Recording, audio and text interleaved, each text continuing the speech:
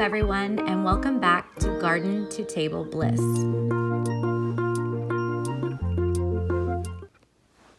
On today's episode, I will be going over my winter harvest. Right now, it's mid-February and we're at the tail end of winter. So sadly, my harvest has come to an end. There's not much to see in the garden right now as we picked most of the harvest. I feel like winter gardening gets the back seat a lot of the time because when you go to Home Depot or Lowe's during the winter, you don't see any marketing for gardening. So the average beginner gardener like myself would have never known.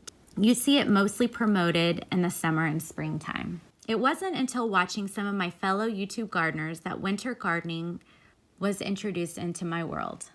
Joey and I live in Los Angeles, California. We live in Garden Zone 10B. Now, many of you are probably wondering, what the heck does Garden Zone mean? Garden Zone refers to the hardiness zone. North America is divided into 11 separate planting zones. Each zone differs by about 10 degrees Fahrenheit, warmer or colder. It's important to know what zone you live in because you use it as a guide to determine when to plant certain plants. If you live in a different zone, then chances are what you're able to grow during the winter season is going to be very different from ours. This is a rattlesnake pole bean. Now, if you look really close, you'll see the purple streaks. It's a very tender green bean and one that you won't find in your local grocery store. It's a very prolific plant. We've been eating them all winter. We actually even pickled some as well, and they were pretty tasty. I get all my seeds from, or most of my seeds, from Baker's Creek. I have a bunch of rare seeds. We really have been happy with all the flavors that we've grown from them. These are our rattlesnake pole beans. Pole beans are fun because they're space savers. You can grow them vertically.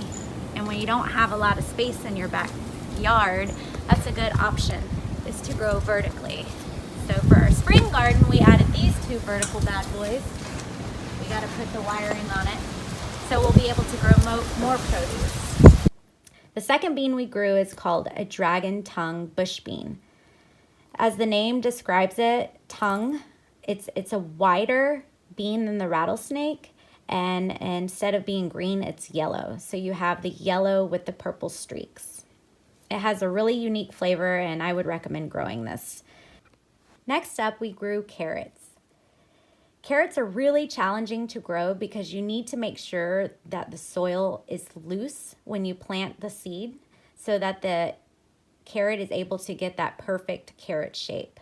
So this one, the style of this one should be short and fat. So that's actually a good carrot. Let me see if I can find us another one.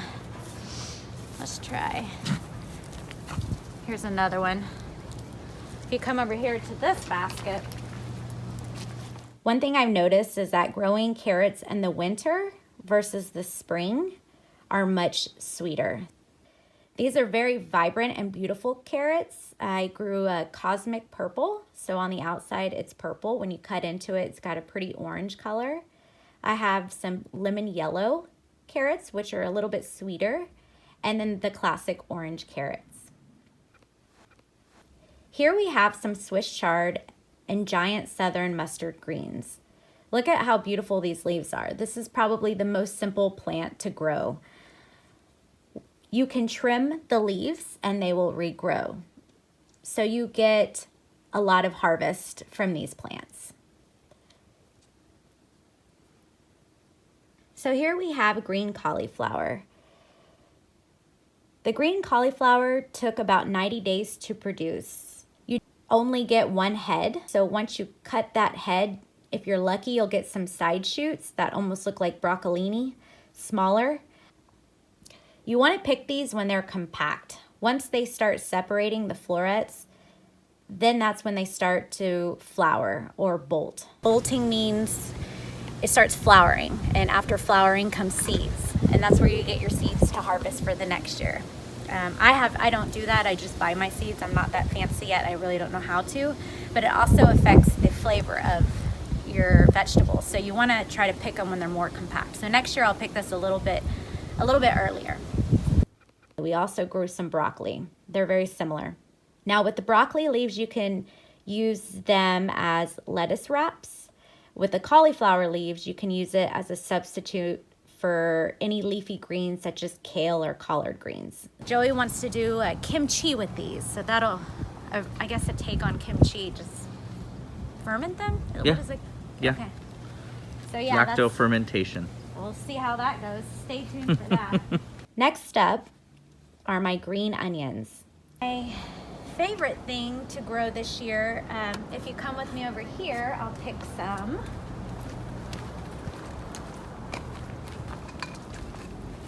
Are my spring onions. Let's see here, I'll pick this one. These are so good. They have the perfect bite for on a baked potato or just any dish where you want to add a little bit of a bite.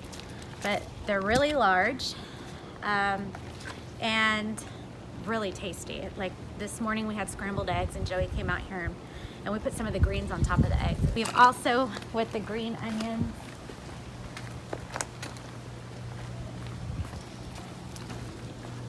we've done some pickling. These probably have about 4 more days and we'll be able to taste them. I highly, highly, highly recommend growing these. They are so easy to grow. They come in little bulbs, and if you plant these further apart from each other, that's when you'll get the whole head or the whole onion, the bigger, larger one. I planted them closer because I enjoy spring onions. We also grew peas. I grew 2 types, Lincoln peas and Wanda peas. Over here are sweet peas. I'll show you our venture with shelling all these the other night. We pulled a bunch, like 6 plants from that. This was all sweet peas. They get about 6 feet tall, but these are new ones that are gonna be growing as well.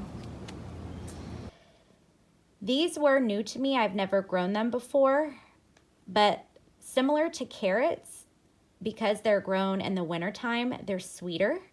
So they were really, really delicious. They are a bit of work to shell and get all the individual peas out, but when you have a chef boyfriend that doesn't mind sitting and watching TV and doing that, it makes it a lot easier.